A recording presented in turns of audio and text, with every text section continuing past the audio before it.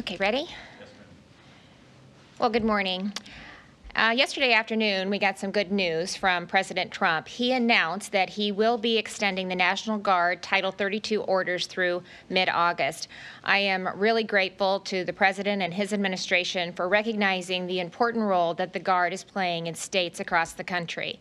The Iowa National Guard has played a critical role in our state's response and recovery efforts, from distributing PPE across the state and supporting Iowa's food banks to operating Test Iowa sites and helping us conduct contact tracing to help us understand the scope of virus activity and to do everything we can to manage and contain it.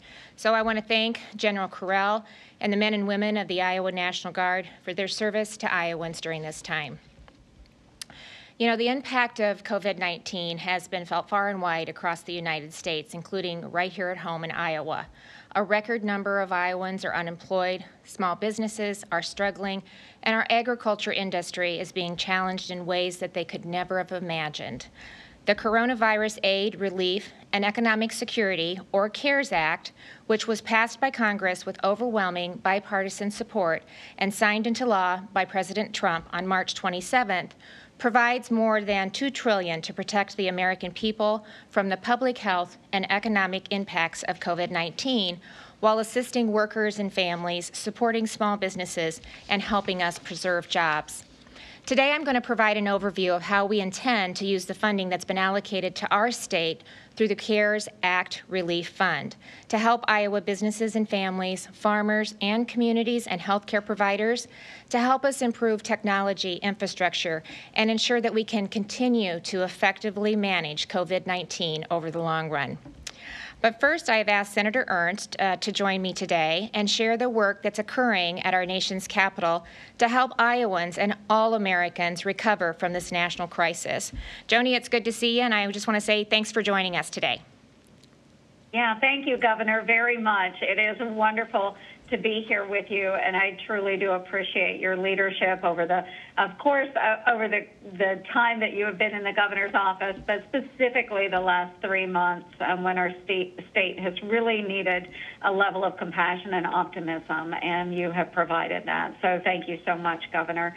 I appreciate everyone being on today's call as well, and what I would like to do is just recap where we are as a federal government with the CARES Act. I'll go through some of the provisions and what Iowa has seen from those provisions, and then where we can look to in the future, perhaps with an upcoming Phase 4 package.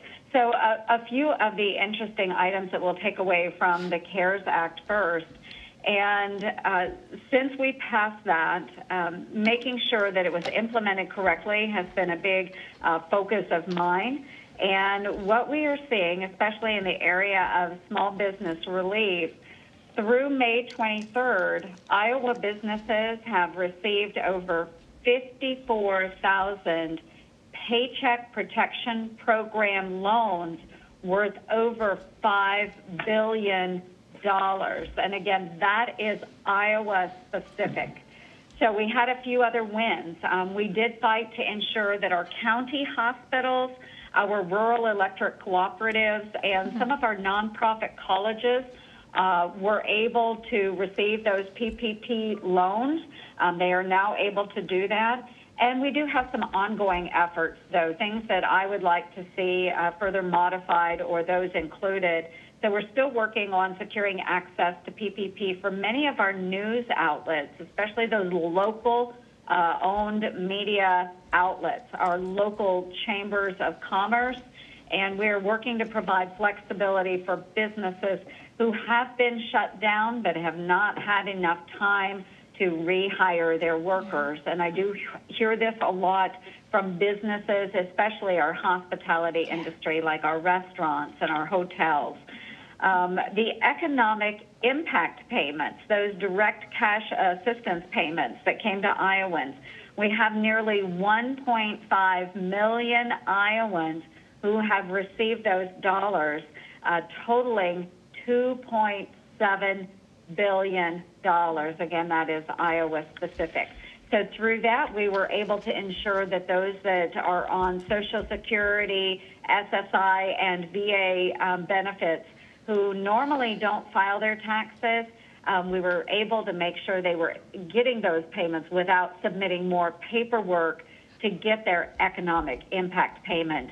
And some ongoing efforts in that area. Of course, now we are working to ensure that moms and dads of newborns, those that were born within this year, are able to get the $500 payments this year instead of waiting until next year. And we're also pushing for those with adult dependents, ensuring that they have access to the $500. And we're also working on support to our family caregivers as well. Within the ag community and biofuels, we've had a number of wins there as well. So we were able to bolster that Commodity Credit Corporation, which we are focusing on getting those funds out right now. Applications for that took place earlier this week and will be ongoing. And we made sure that the economic injury disaster loans were accessible for ag businesses and our farmers. Excuse me. We'll continue to fight, of course, for biofuel and ethanol interests. We do have a number of ongoing efforts there.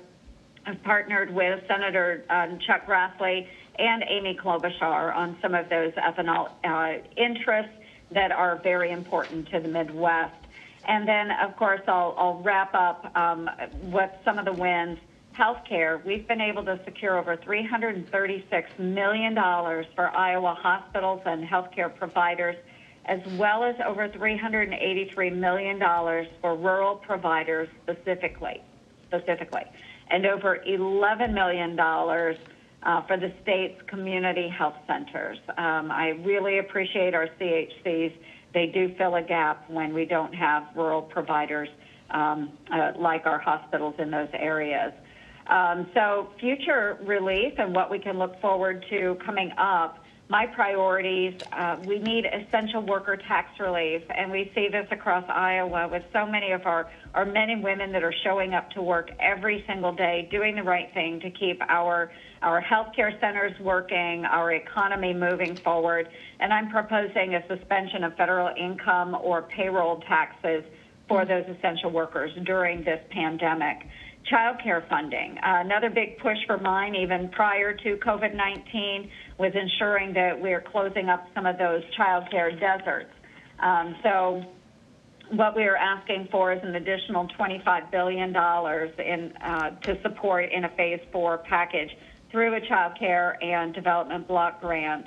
We've secured $32 million within the state of Iowa so far, but that's just a small portion compared to what we'd like to see across the United States. And then also working with our domestic violence organizations. We have seen a spike in increased domestic violence, of course, during the pandemic as well, with people living and residing in close quarters. So I'm working with Senator Amy Klobuchar to make sure that we're including additional funds in our next bill. Those are just a few priorities and a number of the wins that we have seen for Iowa. Again, just ways to get us up and moving again. And Governor, I'll turn it back over to you, but thank you so much for allowing me the time today to get the great word out to Iowans, how we're supporting from the federal government. Thank you very much. Well, thanks, Joni. I just want to tell you how much I appreciate you and really the entire congressional delegation for all of your hard work on behalf of Iowans and just really advocating for them during this unprecedented time. And we look forward to continuing to work with you as we continue to recover and move through this unprecedented pandemic that we find ourselves in. So thanks for the hard work and really advocating in Washington, D.C. on behalf of Iowans. I appreciate it very, very much. You know, I'm also grateful to the Trump administration for providing the financial support to help the cost of COVID-19 and fuel our economic recovery. The CARES Act established the $150 billion Coronavirus Relief Fund to help states, local, and tribal governments to navigate the impact of the pandemic. You know, Iowa received $1.25 billion in funding that can be used to cover expenses that were necessarily incurred due to COVID-19 that were not accounted for in our budget as of March 27th, when the CARES Act was signed into law, and were incurred during the period beginning March 1st and ending on December 30th of 2020. Here in Iowa, because of fiscally responsible responsible budgeting practices, we are fortunate to be in a very strong financial position prior to COVID-19 impacting our state. When we closed the books in fiscal year 19, we had a budget surplus of nearly $300 million. Our cash reserves were full, and our labor participation rate was one of the highest in the country. Iowa's allocation from the Coronavirus Relief Fund will help cover the significant and unexpected expenses due to the pandemic, positioning us well for recovery and growth in the months to come. So today I want to share the plan for leveraging the $1.25 billion in federal funding to assist Iowans and our state. At this time, we'll be allocating $700 million and holding the balance of the $550 million while we continue to monitor the status of Iowa's Unemployment Trust Fund and any additional unforeseen COVID-19 expenses. Of the $700 million, I've allocated $215 million to provide relief for Iowa businesses and families. And this includes the Small Business Relief Program, which has helped more than 4,000 small business owners reopen their doors and get Iowa back to work. Support for Iowans economically impacted by COVID-19, providing short-term relief to Iowa renters and homeowners in immediate risk of eviction or foreclosure. And Director Durman is going to give us some more details on that shortly. Support for workforce initiatives that create opportunities for hardworking Iowans, and also funding to help us resolve food insecurity issues by supporting Iowa's food banks, as you heard about yesterday from Lieutenant Governor Adam Gregg. We've allocated $100 million to provide relief for Iowa farmers. Agriculture is the foundation of our economy, and our farmers produce the livestock and grain that is necessary to feed and fuel the nation. But as you heard yesterday, COVID-19 has significantly impacted our farmers and our processing capacity, backing up livestock on farms. Our Iowa ethanol industry is currently operating at 70% of capacity. 1.35 billion gallons capacity is offline. And when Iowa's agriculture industry is impacted, our state's economy is impacted. I've also allocated $125 million that will go towards relief for Iowa communities. Over the last several weeks, my team and I have worked with local officials across the state, and we will continue to work with the Iowa State Association of Counties and the League of Cities to understand their expenses that are tied to COVID-19 and to put funding to work in their communities that supports their recovery efforts. To begin that process, I've also committed to cover their 10% of FEMA match, and we'll be launching a new online payment portal that will provide transparency for Iowans and efficiencies for local cities and counties applying for reimbursement of COVID-19 related expenses. I've also allocated $50 million for the relief of Iowa healthcare providers. To date, Iowa's hospitals, clinics, and nursing facilities have rightly already received over $700 million through CARES funding. So this money will be allocated for substance use and behavioral health providers who have also played a critical role in serving Iowans throughout our COVID-19 response, and will continue to provide those much-needed services in the days to come. $85 million will be allocated to expanding access to telework, telehealth, and telelearning. To do that, our state must address broadband capacity and access, as well as modernize our IT systems that are necessary to conducting business, education, healthcare, and life from rural communities to the state capitol. $125 million is allocated for our state response to COVID-19 to cover expenses from PPE purchases to overtime for frontline direct care employees, and others. And finally, again, $550 million will be held for the Unemployment Trust Fund and additional unforeseen COVID-19 expenses. Earlier this week, I did announce that the Iowa Finance Authority would be launching the COVID-19 Iowa Eviction and Foreclosure Prevention Program to assist Iowans who have experienced a documented loss of income due to COVID-19 and are unable to pay their rent or mortgage. Housing assistance is one way will provide relief for Iowa families through the Coronavirus Relief Fund. And I'm pleased to say that the program is now accepting applications, and here to provide additional information about eligibility and how to apply is Director Debbie Durham. Debbie? Thank you, Governor, and good morning to all. It has been said famously by Maya Angelou that the ache for home lives in all of us. Homes all across Iowa is where we find refuge, where we make memories, where we celebrate milestones, and where we find comfort during hard times. And many, the past couple of months, have spent significantly more time at home. Unfortunately, these weeks have also brought a sense of worry to many Iowans about how they're going to keep their homes due to a job loss or reduction in income due to the COVID-19 public health emergency. So I'm proud to say that we accepted the governor's challenge, that our team has been working diligently to stand up a program that will provide our fellow Iowans with some relief in their time of need. Today, immediately after the conference, we are launching the COVID-19 Iowa Eviction and Foreclosure Prevention Program. So I'm going to provide you with some program details at this time.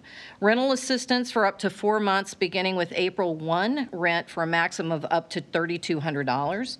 Mortgage payment assistance beginning April 1st, mortgage payments for a maximum of up to $3,000. To be eligible for the program, Iowans must be a current renter or homeowner that has not been able to pay their rent or mortgage due to the COVID-19 related loss of income on or after March 17, 2020, because we have to show this line of sight to COVID. Have a household income that does not exceed 80% of the median family income limits for the county at the time of application. So we have an application system that these limits will be available and automatically generated per applicant. So that, because they change per county. Must not be receiving, and this is very important, they must not be receiving the additional $600 a week in additional unemployment funds as a federal stimulus benefit. If you're unable to make your rent or mortgage payment, I encourage you to visit, and all of this information will be on iowahousingrecovery.com. Review the eligibility requirements, and we have a very detailed FAQ there that will help all of you understand the program and the details of. Complete the pre-application survey to ensure to meet the preliminary requirements to be assisted through the program. Once you do that, if you meet the initial requirements, then we encourage them to complete the full application carefully. Assistance will be granted on a first-come, ready-to-proceed, which means it is critical that all requested information is provided in full at time of application.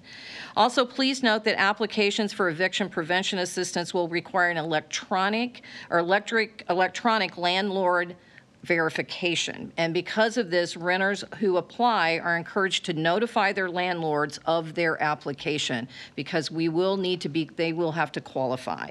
Applicants will receive an email with instructions on how to track the status of their application through every step of the review process. We learned a lot from the Small Business Relief Program, I can tell you. Now it's all automatic, so we are learning from our errors. If approved, payments will be issued directly to the landlord or to the mortgage service providers. It will not go to the individual. The application period will remain open, and as I said, until all funds are exhausted. The program will also be supported by bilingual Spanish call center and IFAS housing recovery team, who will be standing ready to assist anyone with these applications. Not everyone, though, we know in need of assistance is going to be eligible for financial assistance through this program because they don't meet the timeline. And so because of this, we have formed a partnership with Iowa Legal Aid, who will be able to provide free legal assistance for renters and homeowners who are at risk of eviction or foreclosure at this time. So, Governor, I am pleased to announce that we accepted the challenge, and that as soon as this is over, we will go live with the application. And again, any detailed information, because I know I went through a lot, I encourage you to go to iowahousingrecovery.com, and it will all be there for you. And any additional questions we'll be happy to answer. Thank you. Well, I love to challenge Director Durham, because I know each time that I do that her and her team step up, meet that challenge, and exceed it. So I appreciate so much the work that you and your team have done to quickly develop solutions for the challenges that Iowans are facing during this time. From the Small Business Relief Program to aiding rent and mortgage payments, these programs are helping Iowans get back on their feet, and really very, very grateful. Thanks for all you do and for your leadership. So Iowans are gradually getting back to life and business as usual, and it's time for me and my team to do the same thing. For the last 80 plus days, my team and I have been working from the State Emergency Operations Center. On Monday, we will be returning to the Capitol, preparing for the legislative session to resume while continuing our ongoing efforts to manage the COVID-19 pandemic. While today is our last day working from the State Emergency Operations Center, SEOC will remain open throughout the COVID-19 response, and members will continue to meet daily as we have for the last 12 weeks, but of course most meetings will be held virtually. I'll continue to hold regular press conferences to keep Iowans informed, but I am adjusting the schedule to provide 2 live broadcasts a week on Tuesdays and Thursdays at 11 a.m. starting next week. I want to thank Iowa PBS again for being a tremendous partner throughout this time. You've made it possible for me to speak directly to Iowans every day regarding COVID-19, and it's made it possible for media outlets across the state to broadcast important information about our COVID-19 responses.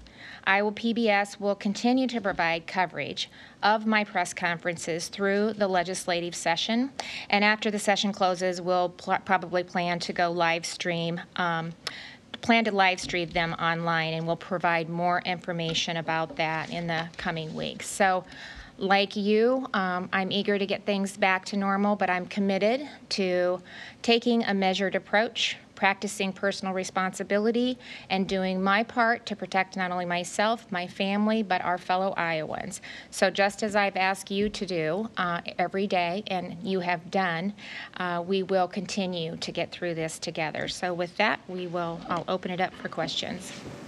Governor, in regards to the $1.25 million and in particular the $85 million for telehealth, telework, and telelearning, Yep. Do you get to distribute that, or do you work in concert with the legislature? And if so, how quickly do you want that money to go out the door, given the fact that schools may have to use broadband service this fall? Right. So it is important, Kay, that we get that out quickly. And there was some funding that was attributed directly to K-12 education. I think it was about $26 million that really addresses kind of the immediate needs to make sure if we have to do distance learning again, even for a short amount of time, that we have the resources to connect to all Iowans. So that is a separate allocation that will be used for that.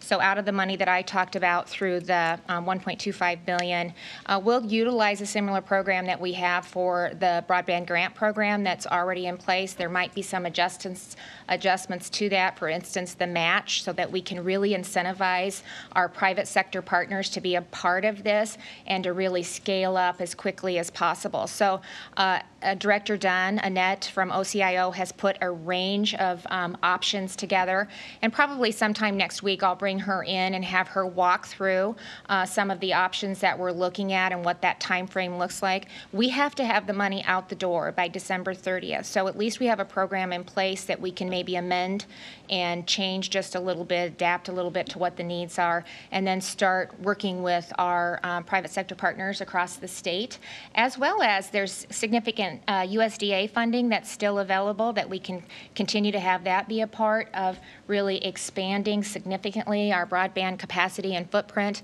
And then I believe even the FCC has additional funding as well. So, every state is dealing with this. Things are going to be different from here forward, and we need to have the capacity to be able to really economically, healthcare, education, and just living in general. So I'm excited about the opportunities.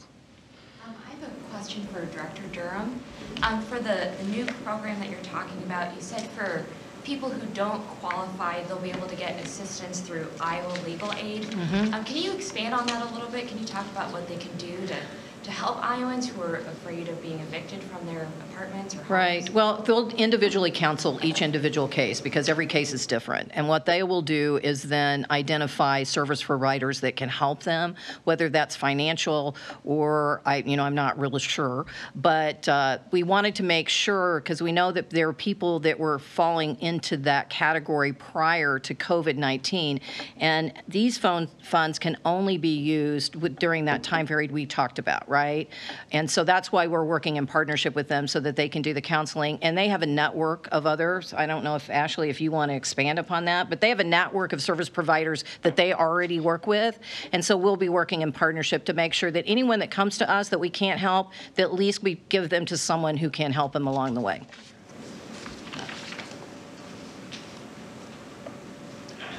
Governor, been seeing issues of people getting appointments at the downtown Des Moines test site. I know when I tried, I think it was yesterday or the day before, wasn't able to get an appointment. Is there any plans to open perhaps a second site in the Des Moines metro area because of just the large population? Yeah, so we have to see what the capacity is. So I wouldn't be discouraged if you can't get in immediately. We actually have been at capacity for the last 3 days. It is exciting to see what we're able to offer Iowans all across the state. And as we've indicated over the last couple days, based on what we see with virus activity and what we see on population density, that goes into our into the strategy about where we move the test sites to and how we can start to maybe expand or move to address the needs of Iowans. Just remember, you have a lot of, this is one tool in the toolbox. You can still, contact the clinics. We're going to have the Burlington site that we talked about the other day. We're standing those up across the states. We're working with the FQHCs to see if there's some opportunity. Paige, did I get that right? Yeah. To see if there's some opportunities there. I mean, every day testing capacity and the way that we do it continues to change. So yesterday we hit another record. We had 2,503 tests completed just with Test Iowa throughout the state of Iowa. We have over 3,000 tests that are already scheduled for today at the various sites across the state of Iowa. So we're going to continue to enhance the processes, continue to look at what the data is telling us, and if we continue to see a need, we will adjust what we're doing to meet the need of Iowans. But I am very grateful to the capacity that we have and our ability to meet the needs. And Iowans are interested because they are stepping up and they are going online, they're filling out the assessment, and they're going in to be tested. And that really is so beneficial to Department of Public Health and our epidemiologist team to really manage and contain virus activity in the state of Iowa. And that's how we're going to continue to be able to continue to open up. James Lynch, Cedar Rapids Gazette. Thank you, Governor. I wanted to ask about the eviction and foreclosure relief. What is the expectation of how many Iowans are going to need that assistance and how far that will reach? How many people can you help? Do you have a ballpark? Really? James, we really don't know because of the qualification issues. We don't know how many people are still getting that extra $600 a week. But we had estimated we are prepared to take 20,000 applications. How does that? So that's kind of what we prepared for. That's what we set our systems for.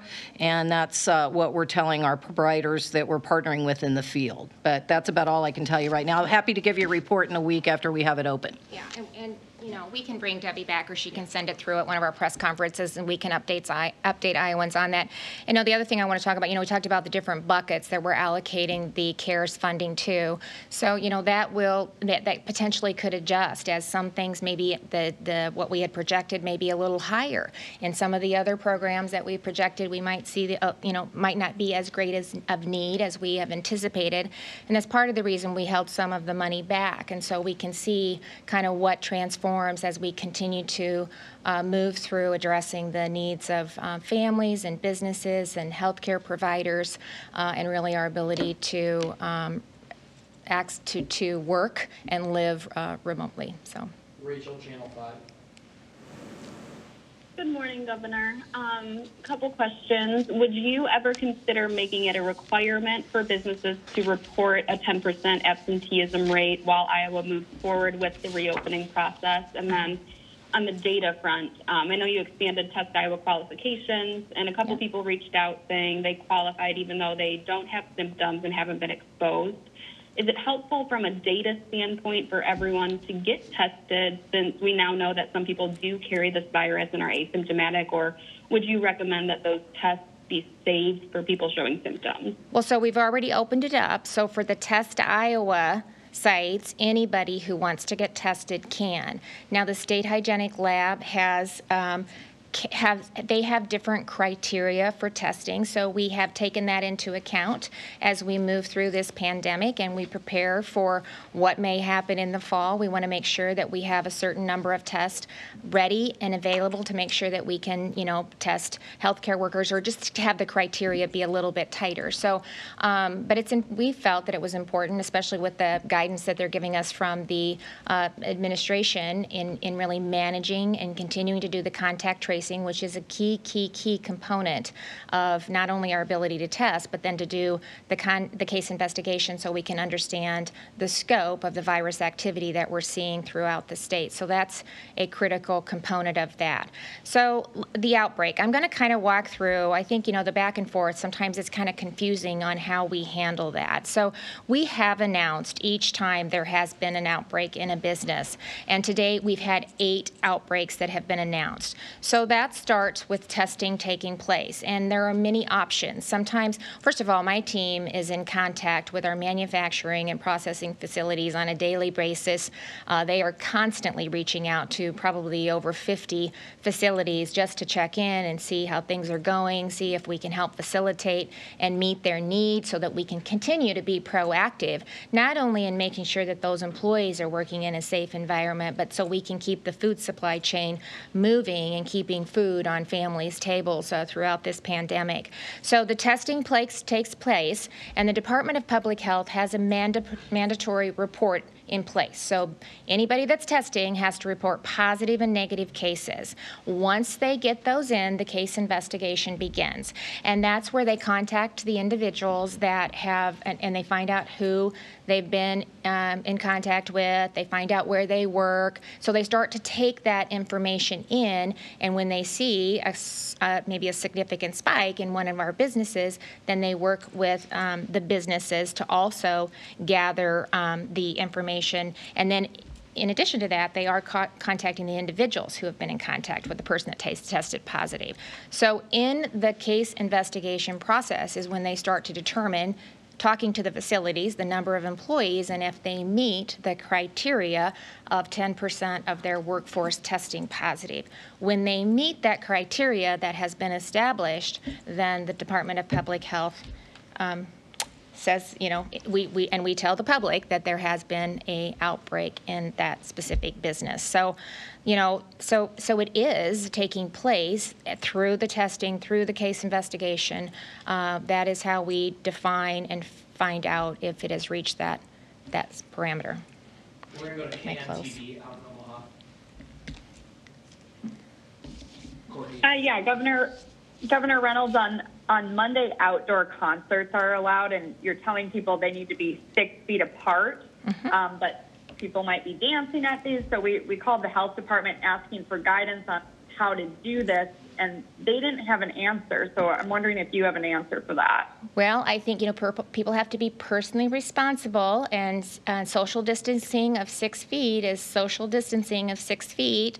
So that means that unless you're with your family or somebody, that you're with, you need to practice social distancing. And if you can't do that, you need to have a face covering ready to continue to protect yourself. And they are at 50% capacity. Sarah, do you have anything to add to that? Okay. We're going to go to Monica, Channel 13. Sorry, had to unmute there. Hi, Governor. Hi. So I just want to make sure I understand this correctly. So you said that anyone testing has to report their cases to the Department of Public Health. Yep. So in the case of Tyson and Storm Lake, did it notify the Iowa Department of Public Health when its plant hit that 10% threshold that Public Health recommended for businesses to report outbreaks? I mean, 555 employees is far beyond 10%. So why did it take so long to get that information out to the public?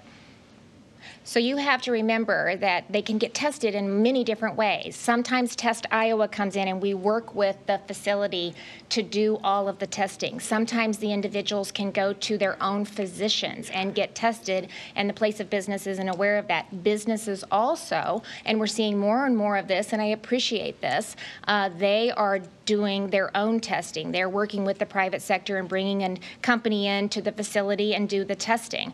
When the testing is done, they are submitted to the Department of Public Health, and at that point, through the case investigation, they start to see where there is the connectivity tied to a specific business. They reach out to the business. At that point, they don't know the number of employees that the business has, and so through the contact investigation and through the partnership with the businesses, they're able to see where the criteria is at and if they meet the 10% threshold. If they do, at that time, then they are designated as an outbreak. So, it's the process, and sometimes it depends on where they test, the timing that those tests come through the state hygienic lab. Sometimes it's 2 days. At the beginning, it was 5 to 7 days when they used the national lab. So there are a lot of variables that goes into the information that is being collected at the Department of Public Health, and what are the individuals that are doing the case investigation are drawing, and then they go through and move the process from there. 2 more questions. Second to last, David Pitt. Yes, thank you. Governor, so what you just outlined there has shown us, though, in counties where there are meatpacking plants, the severity of the spread is significant by the time, it's made public, which I think kind of makes it more difficult for people in those communities to kind of put up their guard and be more careful, because you are making it a personal responsibility issue here. Yeah. So maybe we could talk about that. I mean, is there a better way? I mean, there's got to be a way to swoop in sooner so that these things don't spread out of control in a county or a community before we know about. Yeah, so that's why we're providing the information that we are on the website, so Iowans can go in and kind of see the numbers and what it looks like. But you have to remember, David, and I said this to you yesterday, since about March 11th, we have been in substantial spread, which means that Iowans should practice the same requirements and take the same proactive measures that we've asked them to do from the very beginning. Nothing has changed. We know that social distancing works. Social distance, practice good hygiene, wash your hands often, isolate if you're sick, and which has been consistent and not changed the entire time and is still the recommendation. If you fall into that vulnerable population, it's about 20% of Iowans that are 65 and older and or have underlying conditions, then you should continue to stay home as much as possible. Limit your trips to essential trips when you go out. Be familiar with your surroundings. I would, if you can't practice social distancing, have a face covering handy. So none of that has changed. And I'm excited. We are going to continue as we learn more and as we enhance the website. We are going to continue to provide Iowans more and more information so that they will be educated and will have the information at hand to monitor what's happening with COVID-19 and the virus activity within our state. So the same measures apply, again, that we have been talking about since we entered into substantial spread, and we have said over and over, we have to learn to live with and manage the virus until or if a vaccine is discovered. Last question, Des Moines Register. Thank you, Governor. In addition to the coronavirus, there's obviously a lot going on up in Minnesota right now. Yeah. The death of George Floyd and the aftermath and the protests. Just wanted to get your thoughts on the situation up there. Well, my prayers and condolences go out to the family. I think it is heartbreaking and horrific to see an individual treated so unjustly. We just must ensure that justice is served, and it's just heartbreaking to think that, and disgusting to think that something like that could happen in this country. And so it's important that justice is served and that the right and appropriate actions are taken. Governor, quick follow-up to that. There's going to be a protest plan tonight at the Capitol. What's your message on that? Well, as Americans, we have the right to peacefully protest, and we should. But riots and violence serve nobody. that doesn't even do justice to his memory. So we have the right as American citizens to protest peacefully, but riots and violence are not the answer, especially individuals who had nothing to do with it, you know, to extend that devastation to them. So I know Iowans will do it right, and they will do it in a peaceful manner, and they have the right to do that. Thank you.